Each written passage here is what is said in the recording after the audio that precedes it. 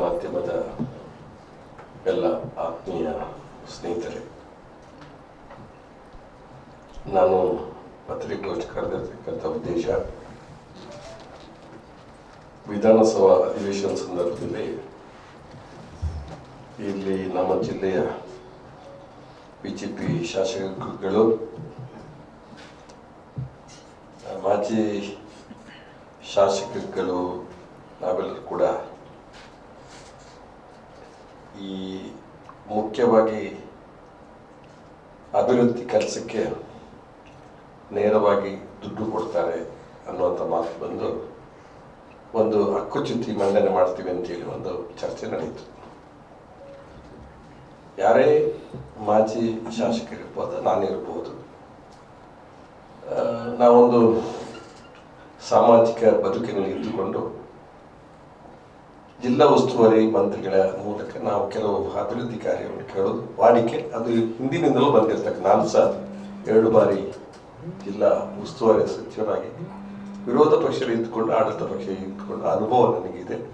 ಇದು ಹೊಸತೇನಲ್ಲ. ಆದರೆ ನಮ್ಮ ಒಂದು ಅಭಿವೃದ್ಧಿ ಯಾವುದೇ ದುಡ್ಡು ಅದು ಕೊಡುವಂಥದ್ದು ಆಯಾಯ ವಿಧಾನಸಭಾ ಕ್ಷೇತ್ರದ ಜನರ ಬೇಡಿಕೆಗೆ ಅನುಗುಣ ಆಗ್ತಕ್ಕಂಥ ಕೆಲಸ. ಅದಕ್ಕೆ ಈ ರೀತಿ ಒಂದು ಅದನ್ನು ವಿಧಾನಸಭೆಯಲ್ಲಿ ಪ್ರಸ್ತಾಪ ಮಾಡ್ತಕ್ಕಂಥದ್ದು ನನಗೆ ತುಂಬ ಮನಸ್ಸಿಗೆ ನೋವಾಗಿದೆ. ನಾನು ಬೇರೆ ಬೇರೆ ಕೆಲವು ಸಾರಿ ಜಿಲ್ಲೆಯ ಬೇರೆ ಬೇರೆ ವಿಧಾನಸಭಾ ಕ್ಷೇತ್ರದಲ್ಲಿ ಅಲ್ಲಿಯ ಸಾಮಾಜಿಕ ಕ್ಷೇತ್ರದಲ್ಲಿ ಕೆಲಸ ಮಾಡ್ತಕ್ಕಂಥ ಬೇಡಿಕೆಯನ್ನು ಮನಸ್ಸಲ್ಲಿಟ್ಟುಕೊಂಡು ನಾವು ಕೆಲಸವನ್ನು ಕೊಟ್ಟಿರ್ತಕ್ಕಂಥ ಹಿಂದೆ ಇದೆ. ಆದೇಶದಲ್ಲಿ ಬಹುಶಃ ಉಲ್ಲೇಖ ಮಾಡುವಂಥ ಸಂದರ್ಭದಲ್ಲಿ ತುಂಬ ಉಲ್ಲೇಖ ಬಂದಿದೆ ಅನ್ನುವಂಥ, ನಮ್ಮದು ಕೂಡ ಒಂದು ಉಲ್ಲೇಖ ಬಂದಿದೆ. ಅದು ಪರಿಶಿಷ್ಟ ಜಾತಿಯ ಕೆಲವು ಕಾಲನಿಗಳಿಗೆ ದುಡ್ಡನ್ನು ಒಂದು ಸಣ್ಣ ಅಮೌಂಟ್ ಬಂದಿರ್ತಕ್ಕಂಥ, ಅದಕ್ಕೆ ದೊಡ್ಡ ವಿಷಯ ಮಾಡಿದ್ದಾರೆ. ಅದನ್ನು ಮುಂದಿಟ್ಟುಕೊಂಡು ಬಹುಶಃ ದೊಡ್ಡ ಒಂದು ಗಲಾಟೆ ಸದನದಲ್ಲಾಗಿದೆ ಅನ್ನೋದು ನನ್ನ ಗಮನಕ್ಕೆ ಬಂದಿದೆ. ನಾವು ಹಿಂದೆ ಶಾಸಕರಾಗಿದ್ದಾಗ ಪ್ರದೇಶ ಅಭಿವೃದ್ಧಿಯ ಹೆಸರಿನಲ್ಲಿ ನಮಗೆ ದುಡ್ಡಿನ ಪ್ರಾರಂಭದಲ್ಲಿ ದುಡ್ಡು ಕೊಡ್ತಾ ಇರಲಿಲ್ಲ. ಏನು ದುಡ್ಡು ಕೊಡ್ತಾ ಇರಲಿಲ್ಲ. ಈಗ ಪ್ರಾದೇಶಿಕ ಅಭಿವೃದ್ಧಿಯ ಶಾಸಕರಿಗೆ ಅನುದಾನ ಬರ್ತದೆ. ಎಲ್ಲಿವರೆಗೆ ಈ ಸಾರಿ ಶಾಸಕರ 10 ಕೋಟಿ ರೂಪಾಯಿ ಇವತ್ತು ಎಲ್ಲ ಶಾಸಕರಿಗೂ ಬಂದಿದೆ. ನನ್ನದೊಂದು ಅದಕ್ಕೆ ಒಂದು ವಿರೋಧ ಏನು ಅಂತಂದ್ರೆ, ಎಲ್ಲ ಕಡೆ ಅದು 10 ಕೋಟಿಯನ್ನ ಅವರು ವಿವೇಚನೆಗೆ ಬಿಟ್ಟಿರ್ತಕ್ಕಂಥದ್ದು. ಅವರು ಇದನ್ನ ಅನುದಾನದಿಂದ ಬೇರೆ ಬೇರೆ ಸಣ್ಣ ಪುಟ್ಟ ಕೆಲಸಗಳು ನಾವು ಮಾಡ್ತಾರೆ ಇಡೀ ವಿಧಾನಸಭಾ ಕ್ಷೇತ್ರದಲ್ಲಿ. ಆದರೆ ಅವ್ರೇನ್ ಮಾಡ್ತಾರೆ, ವಿಧಾನಸಭಾ ಕ್ಷೇತ್ರದಲ್ಲಿ ಕಟೌಟ್ ಆಗ್ತಾರೆ. ಮೊದಲದು ಅದು ಕೂಡ ಒಂದು ಕಾಲದಲ್ಲಿ ಇರಲಿಲ್ಲ. ಅದೊಂದು ಹೊಸದಾಗಿ ಪ್ರಾರಂಭ ಆಗಿರ್ತಕ್ಕಂಥದ್ದು. ನಾನು ಅದನ್ನ ಉಲ್ಲೇಖ ಮಾಡೋದಕ್ಕೆ ಹೋಗುದಿಲ್ಲ. ಆ ಕಟೌಟ್ನಲ್ಲಿ ಬಹುಶಃ ರಾಜ್ಯ ಸರ್ಕಾರದ ಅನುದಾನ, ಅದು ಶಾಸಕರ ನಿಧಿ ಅಂತ ಹೇಳಿದ್ರೆ, ಶಾಸಕರ ಅಭಿವೃದ್ಧಿ ಕೊಟ್ಟಿರ್ತಕ್ಕ ಹಣ ಅಂತ ಹೇಳಿದ್ರೆ, ಅದು ಶಾಸಕರ ನಿಧಿ ಹಣ ಅಂತ ಹೇಳಿದ್ರೆ ಅದು ಸರ್ಕಾರದ, ರಾಜ್ಯ ಸರ್ಕಾರ ಕೊಡ್ತಕ್ಕ. ಇವರೆಲ್ಲ ಬ್ಯಾನರ್ಗಳಲ್ಲಿ ಮೋದಿ ಫೋಟೋ ಹಾಕ್ತಾರೆ. ಏನು ಮೋದಿ ಅವ್ರ ದುಡ್ಡಲ್ಲ. ನಾನು ಯಾಕೆ ಅಂತ ಹೇಳುದು, ಇವರು ಬೇರೆ ವಿಚಾರವನ್ನ ಮುಂದಿಟ್ಟುಕೊಂಡು ಮಾತಾಡಿದ್ದಾರೆ. ಇವರು ರಾಜ್ಯ ಸರ್ಕಾರದ ಅನುದಾನವನ್ನು ಬಿಡುಗಡೆ ಮಾಡಿದಾಗ ಹಾಗೆ ಮೋದಿ ಅವರ ಫೋಟೋ, ಅದೇನು ಕೇಂದ್ರ ಸರ್ಕಾರ ದುಡ್ಡಲ್ಲ. ಇದು ಈ ತರ ಮಾಡ್ತಕ್ಕಂಥದ್ದು ನಾವು ನೋಡ್ತಾ ಇದ್ದೀವಿ. ನನಗೆ ಬಹುಶಃ ಬಹಳಷ್ಟು ವರ್ಷಗಳಿಂದ ನಾನು ಕೆಲಸ ಮಾಡಿಕೊಂಡು ಬರ್ತಾ ಇದ್ದೆ. ಸಾಕಷ್ಟು ಅಭಿವೃದ್ಧಿ ಕೆಲಸವನ್ನು ನನ್ನ ಕ್ಷೇತ್ರದಲ್ಲಿ ಮಾಡಿದ್ದೇನೆ. ಇದು ಇಂತಹ ಸಣ್ಣ ಅನುದಾನದ ಬಗ್ಗೆ ನಾನು ಮಾತಾಡಲು ಹೋಗ್ತಾ ಇಲ್ಲ. ಆದರೆ ನನ್ನ ಕಾಲದಲ್ಲಿ ಶುರುವಾಗಿರ್ತಕ್ಕಂಥ ಅನೇಕ ಕೆಲಸ ಇದೆ. ಯಾಕೆ ಈ ಸಂದರ್ಭದಲ್ಲಿ ನಾನು ಮಾತಾಡಬೇಕಾಗಿದೆ, ಇವತ್ತು ಕೂಡ ಅನೇಕ ಮಹತ್ವದ ಕೆಲಸ ಕಾರ್ಯಗಳ ಅರ್ಧದಲ್ಲಿ ನಿಂತಿದೆ. ಕಳೆದ ಬಿಜೆಪಿ ಸರ್ಕಾರ ಇದ್ದಾಗ ಅದನ್ನು ಅರ್ಧದಲ್ಲಿ ಬಿಟ್ಟಿದ್ದಾರೆ.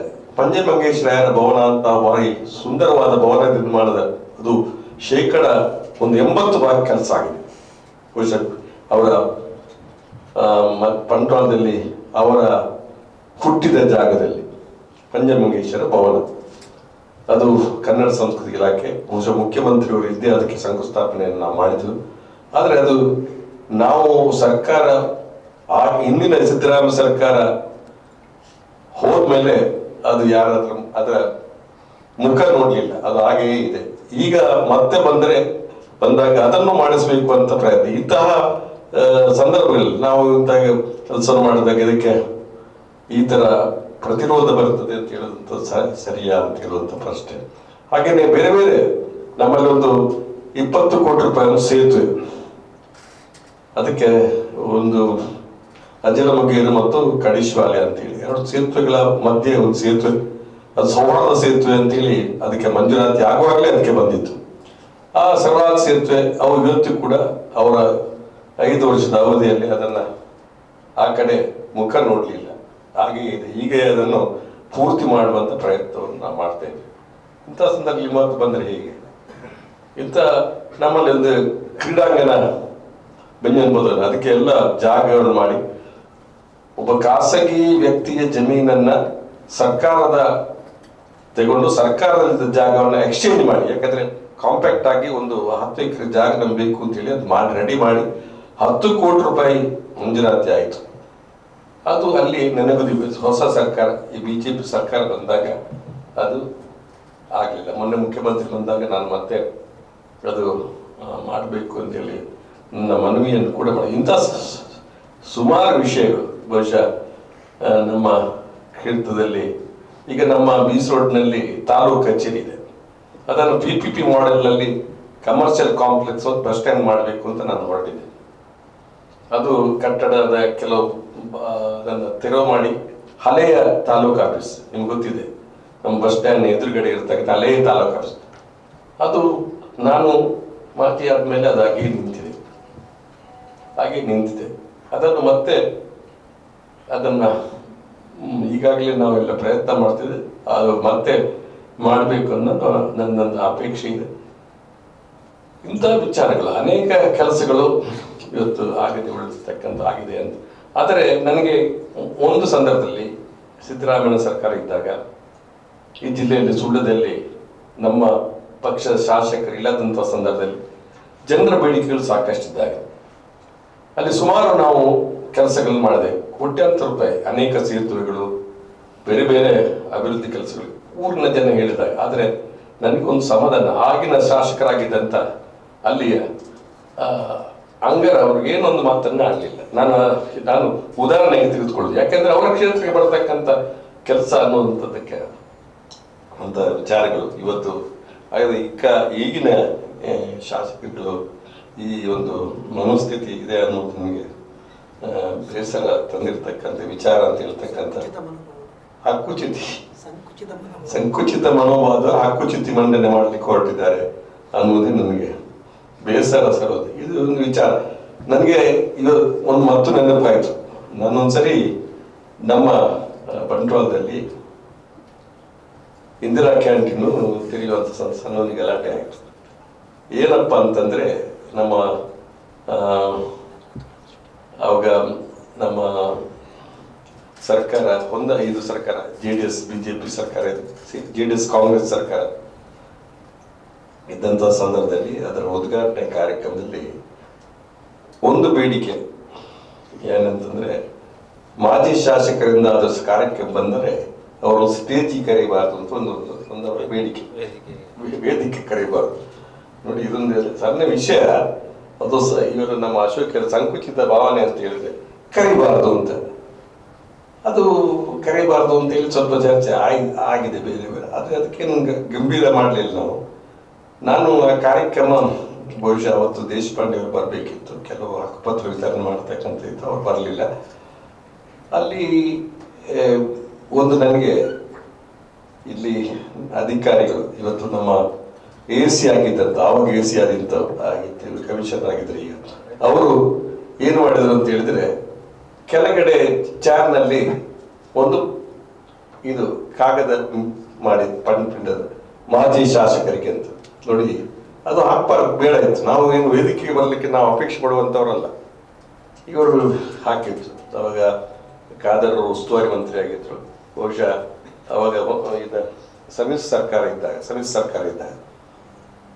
ಒಂದು ಇದು ಇದು ಕೆಳಗಡೆ ಜನರು ಕೂತ್ಕೊಳ್ಳೋ ಜಾಗದಲ್ಲಿ ಒಂದು ಚೇರ್ನಲ್ಲಿ ಮಾಜಿ ಶಾಸಕರಿಗೆ ಅಂತೇಳಿ ಒಂದು ಕಾಗದ ಅಂಟಿಸಿದ್ದಾರೆ.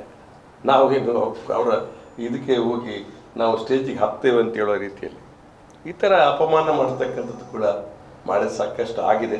ಅಂಥ ಸಂದರ್ಭದಲ್ಲಿ ನನ್ನ ಹೆಸರನ್ನು ಪ್ರಸ್ತಾಪ ಮಾಡಿರ್ತಕ್ಕಂಥ ಅಥವಾ ಬೇರೆ ಬೇರೆ ಶಾಸಕರುಗಳು ಈ ಅದರ ಬಗ್ಗೆ ಮಾತಾಡ್ತಕ್ಕಂಥದ್ದು ಬಹುಶಃ ಅವರಿಗೆ ಶಾಸಕ ಸಭೆಯಲ್ಲಿ ಹೇಗೆ ನರ್ತನೆ ಮಾಡಬೇಕು ಅಂತ ಗೊತ್ತಿಲ್ಲ ಅಂತ ಹೇಳೋದನ್ನು ನಾನು ಹೇಳಬೇಕಾಗಿದೆ. ನಾನು ಕೂಡ ಒಂದು ರೀತಿಯ ನನಗೆ ಒಂದು ರೀತಿಯ ಅಗೌರವವಾದಂತೆ ಆಗಿದೆ ಅನ್ನುವಂಥದ್ದನ್ನು ನಾನು ಅದರ ಪತ್ರಿಕಾ ಮಾಧ್ಯಮದ ಮುಂದೆ ನನಗೆ ಹೇಳಬೇಕು ಅಂತ ನನಗೆ ಅಪೇಕ್ಷೆ ಆಯಿತು. ಅದಕ್ಕಾಗಿ ನಾನು ಈ ಸಂದರ್ಭದಲ್ಲಿ ನಿಮ್ಮ ಮುಂದೆ ನಾನು ಮಾತಾಡ್ತೇನೆ. ನಾನು ಜಿಲ್ಲೆಯ ಉಸ್ತುವಾರಿ ಸಚಿವರಾಗಿ ಇವತ್ತು ಬಂಟ್ವಾಳದಲ್ಲಿ ಅನೇಕ ಕೆಲಸಗಳು ನಮ್ಮ ಕಾಲದಲ್ಲಿ ಸಾಕಷ್ಟು ಕೆಲಸಗಳು ಆಗಿರ್ತಕ್ಕಂಥದ್ದು ಕೂಡ ಇದೆ. ಬಹುಶಃ ಇತಿಹಾಸದಲ್ಲಿ ನಾವು ಶಾಸಕರಾಗಿದ್ದಾಗ ನಾನು ಅನೇಕ ಆಕ್ಚುಲಿ ನನ್ನ ಒಂದು ಕೆಲಸ ಅಂದರೆ ಬಹಳಷ್ಟು ಕ್ಷೇತ್ರದ ಅಂಥ ಕೆಲಸ ಆಗದೇ ಇರ್ಬೋದು. ನಮ್ಮ ಒಂದು ಕಾಲದಲ್ಲಿ ಒಂದು ಅಭಿವೃದ್ಧಿ ಒಂದು ಅದ್ಭುತ ರೀತಿಯಲ್ಲಿ ಆಗಿದೆ ಅನ್ನೋ ಒಂದು ಸಂತೋಷ ನನಗಿತ್ತು. ಮಾಜಿ ಆಗಿರ್ಬೋದು, ಅದ್ಭುತ ಆಗಿದೆ ಅನ್ನುವಂಥದ್ದನ್ನು ಇವತ್ತು ನಾನು ಹೇಳಬೇಕಾಗಿದೆ. ಆದ್ದರಿಂದಾಗಿ ಇಂಥ ವಿಚಾರವನ್ನು ನಾವು ತಮ್ಮ ಜೊತೆ ಹಂಚಿಕೊಳ್ಳೋಣ ಅಂತ ಈ ಒಂದು ಪತ್ರಿಕಾಗೋಷ್ಠಿ ಕರೆದಿದ್ದೇವೆ. ಬಂದಿರತಕ್ಕಂಥ ಎಲ್ಲರನ್ನ ವಂದಿಸಿಕೊಂಡು ತಮಗೆ ಕೂಡ ವಂದಿಸಿಕೊಂಡು ಇಂಥ ವಿಚಾರದಲ್ಲಿ ನನಗೆ ಮನಸ್ಸಿಗೆ ನೋವಾಗಿದೆ ಅನ್ನುವಂಥ ಮಾತನ್ನು ನಮ್ಮ ಮುಂದಕ್ಕೆ ತರಲಿಕ್ಕೆ ನಾನು ಬಯಸ್ತೇನೆ. ನಮಸ್ಕಾರ.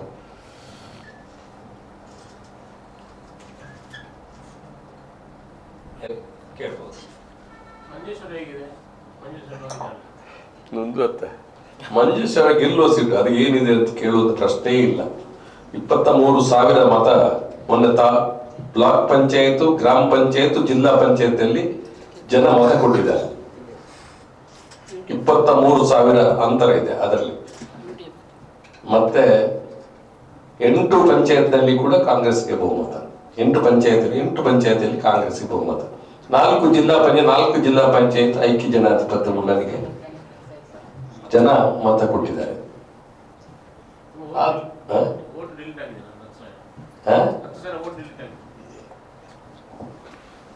ಡಿಲೀಟ್ ಅಂತ ಹೇಳಿದ್ರೆ SIR ಬಗ್ಗೆ ನೀವು ಹೇಳ್ತೀವಿ. ಅದರಲ್ಲಿ ಒಂದೇ ಕಡೆ ಡಿಲೀಟ್ ಆಗಿದೆ ಅಂತ ಹೇಳಲಿಕ್ಕೆ ಆಗುದಿಲ್ಲ. ಕೆಲವು ಸಾರಿ ಸತ್ತವರು ಇರ್ತಾರೆ, ಇನ್ನೊಂದು ಇರ್ತಾರೆ. ಕೆಲವು ಸಾರಿ ತಪ್ಪು ಮಾಡಿರ್ಬೋದು. ಅದು ಅಷ್ಟು ದೊಡ್ಡ ಪ್ರಮಾಣದಲ್ಲಿ ಅವರಿಗೆ ಅದು ತೆಗೀಲಿಕ್ಕೆ ಆಗ್ಲಿಕ್ಕಿಲ್ಲ. ಅದನ್ನ ಹೇಳ್ಬೋದು. ಆದರೆ ಅದು ಯಾವ ಲೆಕ್ಕಕ್ಕೂ ಬರೋದಿಲ್ಲ ಅಂತ ಹೇಳೋದು ನನ್ನ ಅಭಿಪ್ರಾಯ. ಆದ್ದರಿಂದಾಗಿ ಮಂಜೇಶ್ವರ ಕ್ಷೇತ್ರ 100ಕ್ಕೆ 100 ಭಾಗ ಗೆಲ್ಲುತ್ತದೆ ಅನ್ನೋದು ನನಗೆ ವಿಶ್ವಾಸ ಇದೆ ಖಂಡಿತವಾಗಿ. ಆದರೆ ಈ ಮತಗಳು ನಾವು ಲೆಕ್ಕಾಚಾರ ಮಾಡಿದ್ರೆ ಐಕ್ಯ ಜನಾಧಿಪತ್ಯ ಮುನ್ನೆಗೆ ತುಂಬ ಅನುಕೂಲ ಇದೆ ಅನ್ನೋದು. ಅಂದರೆ ಸುರೇಂದ್ರನ್ ಇರ್ಬೋದು, ರಾಜ್ಯದ ಅಧ್ಯಕ್ಷ BJP ಇರ್ಬೋದು. ಆದರೆ ಅವನು ಸ್ಥಳೀಯ ಅಲ್ಲ ಅನ್ನೋದು ಎಲ್ಲರಿಗೂ ಗೊತ್ತಿರ್ತಕ್ಕಂಥ. ಮತ್ತು ಅಶ್ರಫ್ ಒಂದು ಕ್ಯಾಂಡಿಡೇಟ್ AKM ಅಶ್ರಫ್ ಎಲ್ಲ ಜನರ ಜೊತೆ ಇರ್ತಕ್ಕಂಥ ಒಬ್ಬ ಸಾಮಾನ್ಯ ಕಾರ್ಯಕರ್ತನಾಗಿ ಎಲ್ಲ ಜಾತಿ ಧರ್ಮ ಭಾಷೆ ಜನರ ಜೊತೆ ಒಂದು ಒಳ್ಳೆಯ ಬಾಂಧವ್ಯ ಇಟ್ಕೊಂಡಿರ್ತಕ್ಕಂಥ ಒಬ್ಬ ವ್ಯಕ್ತಿಯಾಗಿ ಬಹುಶಃ ಅವನಿಗೆ ಈ ಸಾರಿ 2ನೇ ಸಲ ಜನ ಅವಕಾಶ ಕೊಡ್ತಾರೆ ಅಂತ ನನಗೆ ವಿಶ್ವಾಸ ಇದೆ. ನಮಸ್ಕಾರ ಸರ್. ಈಗ ಶಾಸಕರಿರುವಾಗ ಮಾಜಿ ಶಾಸಕರಾದವರಿಗೆ ಅನುದಾನ ತರಲಿಕ್ಕೆ ಅಥವಾ ತಮ್ಮ ಸರ್ಕಾರ ಇದ್ದಾಗ ಪ್ರೊವಿಷನ್ ಉಂಟು ಸರ್? ನೋಡಿ, ಮೊದಲು ಕ್ಷೇತ್ರದ ಶಾಸಕರಿಗೆ ಅನುದಾನ ಕೊಡುವಂಥದ್ದು ಈ ಪ್ರಾದೇಶಿಕ ಅನುದಾನ ಅಂತ ಇರಲಿಲ್ಲ. ನಾನು MLA ಆಗಿದ್ದಾಗ ಜಿಲ್ಲಾಧಿಕಾರಿ ಕಚೇರಿಯಲ್ಲಿ ಒಂದು ಡೆವಲಪ್ಮೆಂಟ್ಗೆ ಒಂದು ಸ್ಪೆಷಲ್ DC ಮತ್ತು ರೆವಿನ್ಯೂಗೆ ಒಂದು ಸ್ಪೆಷಲ್ DC. ಆವಾಗ ದುಡ್ಡು ಕೇಂದ್ರ ಸರ್ಕಾರದ ಬರ್ತಕ್ಕಂಥ ದುಡ್ಡು ನೇರವಾಗಿ ಜಿಲ್ಲಾ ಪಂಚಾಯತ್ ಬರ್ತಾ ಇರಲಿಲ್ಲ. ಅದಕ್ಕಾಗಿ ರಾಜೀವ್ ಗಾಂಧಿ ಹೇಳ್ತಿದ್ದು ಪಂಚಾಯತ್ ರಾಜ್ ತಿದ್ದುಪಡಿ ತರಬೇಕು, 73-74 ತಿದ್ದುಪಡಿ ಬರಬೇಕು ಅಂತೇಳಿ ಲೋಕಸಭೆಯಲ್ಲಿ ಮಂಡನೆ ಮಾಡಿದಾಗ BJPಯ ವಿರೋಧದಿಂದಾಗಿ ಅದು ಮಂಜೂರಾತಿ ಆಗಲಿಲ್ಲ, ಪಾಸ್ ಆಗಲಿಲ್ಲ, ತಿದ್ದುಪಡಿ ಪಾಸ್ ಆಗಲಿಲ್ಲ. ಮತ್ತು ನರಸಿಂಹರಾಯ ಸರ್ಕಾರ ಬಂದಾಗ ತಿದ್ದುಪಡಿ ಪಾಸ್ ಆದ ನಂತರ ಕುಡಿಯುವ ನೀರು ಇರ್ಬೋದು ಅಥವಾ ರಸ್ತೆಗಳಿರ್ಬೋದು ಅಭಿವೃದ್ಧಿ ಅದಕ್ಕೆ ವ್ಯಾಪಕವಾದ ವೇಗ ಸಿಕ್ಕಿದೆ. ಆ ನಂತರ ಪ್ರತಿ ಭಾಗದಲ್ಲಿ ಕೂಡ ಅಭಿವೃದ್ಧಿ ಆಗ್ತಕ್ಕಂಥ ಆಗಿದೆ. ಆವಾಗ ಲೋಕಸಭಾ ಸದಸ್ಯರಿಗೆ ಅನುದಾನ ಕೊಡುವಂಥದ್ದಿತ್ತು, ಮತ್ತು ಶಾಸಕರಿಗೆ ಕೂಡ ಅನುದಾನ ಕೊಡ್ತಕ್ಕಂಥ. ಮತ್ತು ಅನುದಾನ ಅಂತ ಹೇಳಿದ್ರೆ ಈ ಅನುದಾನ ಅಂತ ಹೇಳಿದ್ರೆ ಅದು ಕ್ಷೇತ್ರದ ಬೆಳವಣಿಗೆ ದೃಷ್ಟಿಯೇ ಒಂದು ಕೆಲಸ ಮಾಡತಕ್ಕಂಥದ್ದು. ಅದು ನಮ್ಮ ಸ್ವಂತ ಮನೆಗೆ ತಗೊಂಡು ಹೋಗುವ ದುಡ್ಡಲ್ಲ. ರಮಣ ಹತ್ರ ಒಂದು ಪರಿಷ್ಠ ಜಾತಿ ಕಾಲೋನಿಗೆ ಒಂದು ಸ್ವಲ್ಪ ದುಡ್ಡು ಕೊಡಿಸಿದ್ರೆ ಅದು ರಮಣ ಹತ್ರ ಮನೆ ಕೊಡುವಂಥದ್ದಲ್ಲ, ಅದು ರಾಜೇಶ್ ನಾಯ್ಕನ ಕ್ಷೇತ್ರಕ್ಕೂ ಸೇರ್ತದೆ, ಸುನಿಲ್ನ ಕ್ಷೇತ್ರಕ್ಕೆ ಅವನ ಕ್ಷೇತ್ರ ಆದ್ರೆ ಸೇರ್ತದೆ, ಎಲ್ಲರ ಕ್ಷೇತ್ರಕ್ಕೆ ಸೇರ್ತದೆ. ನನ್ನ ಮೂಲಕ ಆಗಿಲ್ಲ ಅನ್ನುವಂಥದ್ದು ಮಾತ್ರ ಅವರ ನೋವು ಬಿಟ್ಟರೆ ಬೇರೆ ಯಾವ ಸಮಸ್ಯೆ ಇಲ್ಲ. ಅವರ ಕ್ಷೇತ್ರದಲ್ಲಿ ಕೆಲಸ ಆಗ್ತಕ್ಕಂಥದ್ದು ಅದು ತಪ್ಪು. ಆ ಭಾವನೆ ಇರಬಾರ್ದು ಯಾರಿಗೂ ಕೂಡ. ಅಭಿವೃದ್ಧಿ ಆಗಬೇಕು. ಬಹುಶಃ ನಾನು ಅಂಗರ MLA ಇದ್ದಾಗ ನಾನು ಸುಮಾರು ಕೆಲಸಗಳನ್ನು ಅಲ್ಲಿ ಅನೇಕ ಸೇತುವೆಗಳು, ದೊಡ್ಡ ದೊಡ್ಡ ಸೇತುವೆಗಳು, ದೊಡ್ಡ ಇಜಲಂಪಾಡಿ ಸೇತುವೆ ಇರ್ಬೋದು ಅಥವಾ ಅನೇಕ ಸೇತುವೆಗಳು ನಾನು ನನ್ನ ಒಂದು ಪ್ರಯತ್ನದ ಮೂಲಕ ಆಗಿದೆ. ಅವ್ರು ಯಾರು ಊರಿಗೆ ಬರುವ ಅಭಿವೃದ್ಧಿ ಅದರಲ್ಲಿ ಏನಿದೆ, ನನ್ನ ಹೆಸರು ನನ್ನ ಮೂಲಕ ಆಗಿಲ್ಲ ಅಂತ ಹೇಳುವುದು ಬಿಟ್ಟರೆ ಬೇರೆ ಏನಿಲ್ಲ. ಈಗ ಅದೇ 10 ಕೋಟಿ ರೂಪಾಯಿ ಬಿಡುಗಡೆ ಆಗಿದೆ ಪ್ರತಿ ಶಾಸಕರಿಗೆ. ಅಲ್ಲಿ ಯಾರು ಅವರು ಸಿದ್ದರಾಮಯ್ಯ ಫೋಟೋ ಹಾಕ್ತಾರೆ, ಅವರು ಹಾಕೋದು ಮೋದಿ ಪಟ್ಟ. ದುಡ್ಡು ಸೇರಿಸ್ಕರ್ತ ದುಡ್ಡು. ಇದು ನಾನು ಪ್ರಶ್ನೆ ಮಾಡಿದೆ, ಈಗ ಇವರು ಹೇಳಿದಾಗ ಪ್ರಶ್ನೆ ಬರ್ತದೆ ಅನ್ನುವಂಥದ್ದು. ಇದು ವಿಷಯಗಳು ಬಂದಾಗ ಬರ್ತದೆ ಅಂತ. ಅದ್ರಾಗೆ ಯಾವ ಬೈಂಡಿಂಗ್ ನಮ್ಮ ಮಂತ್ರಿಗಳು ಉತ್ತರ ಕೊಟ್ಟರು, ಸರಿಯಾದ ಉತ್ತರ ಕೊಟ್ಟಿದೆ. ಬಹುಶಃ ಎಲ್ಲ ಒಂದು ವಿಷಯ ಬಂಟ್ವಾಳದಲ್ಲಿ ನಾವು ಶಾಸಕರಿದ್ದ ಕಾಲದಲ್ಲಿ ಗೋಗ್ರಾಮಗಳು ಎಲ್ಲ ಕುಡಿಯುವ ನೀರಿನ ಯೋಜನೆ, ನದಿಯಿಂದ ನೀರನ್ನು ಎತ್ತಿ ಕೊಡ್ತಕ್ಕಂಥ ಇಡೀ ಸಮಗ್ರವಾಗಿ, ಮತ್ತು ಪಶ್ಚಿಮ ವಾಹಿನಿ ಯೋಜನೆ ಬಹುಶಃ ಜಿಲ್ಲೆಯಲ್ಲಿ ಬಹಳ ದೊಡ್ಡ ಕೆಲಸಗಳು ಆಗಿದೆ. ನಾವು ಕಾಲದಲ್ಲಿ ಸಾಕಷ್ಟು ಅಭಿವೃದ್ಧಿಗೆ ಅವಾಗ ಯಾವಾಗ ತಾರತಮ್ಯ ನೋಡದೆ ನಾವು ಆಗಿದೆ ಅನ್ನುವಂಥ ನನಗೆ ತಿಳಿದ ಒಂದು ವಿಚಾರ. ಬಹುಶಃ ಇದಕ್ಕೆ ದೊಡ್ಡ ಅದನ್ನು ಪ್ರಚಾರಕ್ಕೆ ತರೋದು ಸರಿಯಲ್ಲ ಅನ್ನೋದು ನನ್ನ